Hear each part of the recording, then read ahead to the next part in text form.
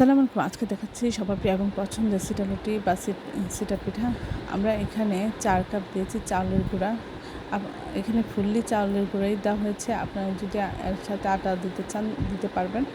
এখানে দিয়েছি আধা চামচ আদা বাটা, আধা চামচ রসুন বাটা, আধা চামচ লবণ, আধা চামচ হলুদ গুঁড়া, আধা চামচ জিরা গুঁড়া, আধা চামচ মরিচের গুঁড়া দিয়ে একটা পাতলা একটা ব্যাটার তৈরি করে আমরা কিছুক্ষণ একটু রেস্টে রেখে দিব। তারপরে আমরা প্যানের মধ্যে তেল গরম করে আমরা হাত দিয়ে ছিটিয়ে ছিটিয়ে দিব। এটা বানানো সহজ, একটু হলু করলেই পারা যায় এবং খেতে অসাধারণ লাগে।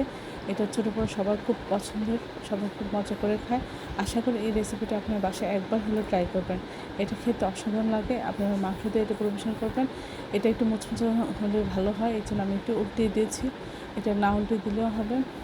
এভাবে আপনারা প্রতিটা পিঠা হাত দিয়ে ছিটিয়ে ছিটিয়ে ব্যাটারটা নিয়ে আপনারা এই পিঠাটা তৈরি করে নেবেন এবং প্রথমে দিয়ে একটু ঢেকে দেবেন, তারপরে একটু উল্টে এটা পিঠাটা টাচ করে নেবেন।